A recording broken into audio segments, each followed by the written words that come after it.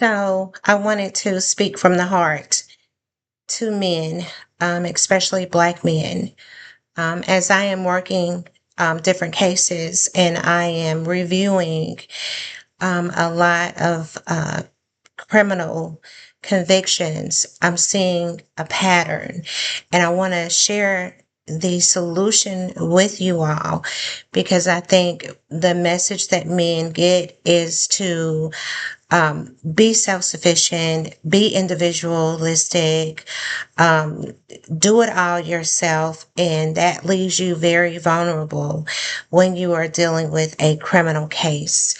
And when you're dealing with a lot of things, whether it's a health issue, mental stability, a lot of things are made harder when you are isolating yourself, and we are culturally taught to do it on our own and not ask for help. And so as I am going over the information in a case where there is a man who literally beat the state when they filed false charges of murder against him. His name is Antoine Thompson. He did almost a year in jail, and he was able to write his own motions and get himself out. So this is a hero. This is my personal hero. And I was able to get so much understanding and knowledge and inspiration from this man. It turns out this man is housing insecure. It looks like he's an unhoused person. It looks like he's had issues with that for quite a while.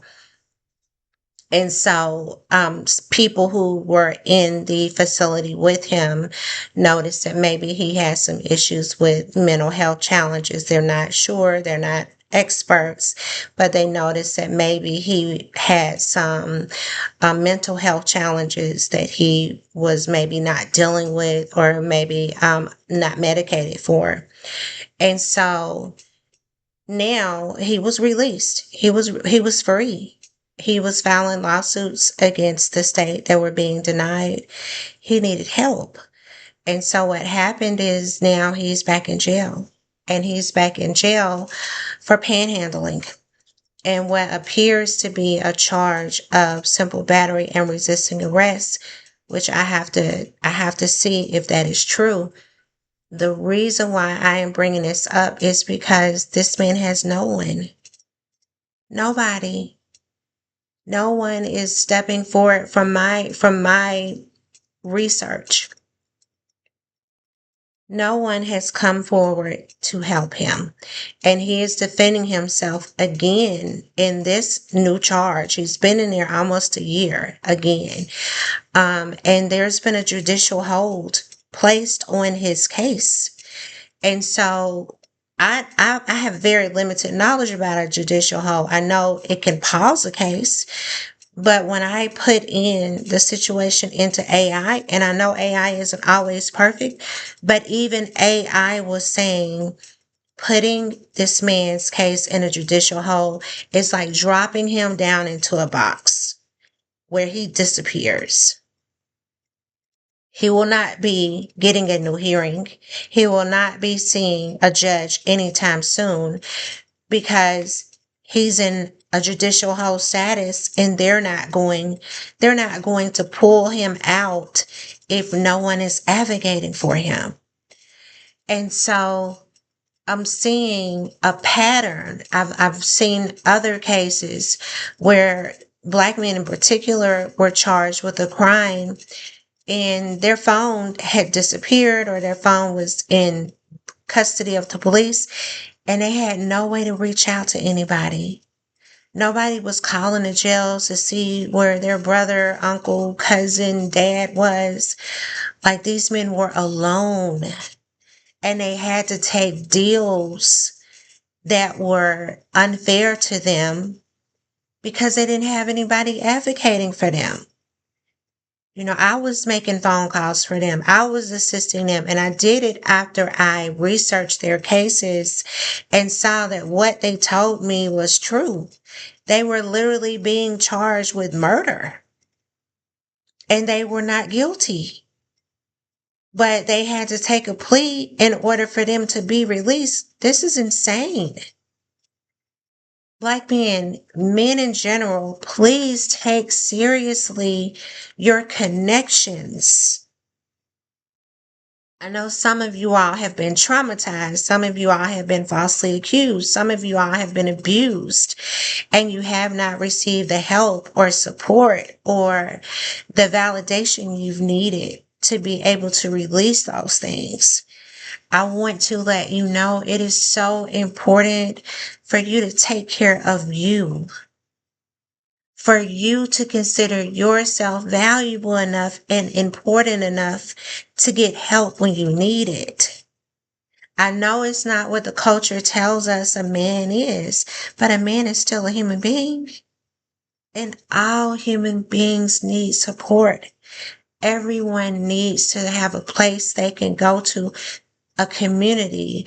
If it's just one other person, everyone needs at least one other person who is a witness to their life, who is going to notice if you're not there, who is going to care if you don't show up. And so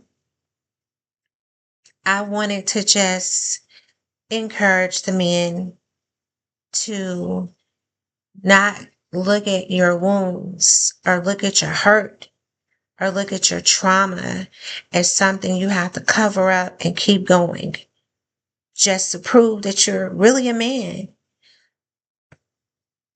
The community needs you. I know you don't hear that a lot. I know you guys don't hear that a lot, but we do. We need male energy, we need masculine energy, and we need it to be balanced. We need to be balanced with compassion and love and a willingness to support as well as to be supported. That's another thing. Some of you all are so in the zone of this is what a man is. You don't know how to receive support.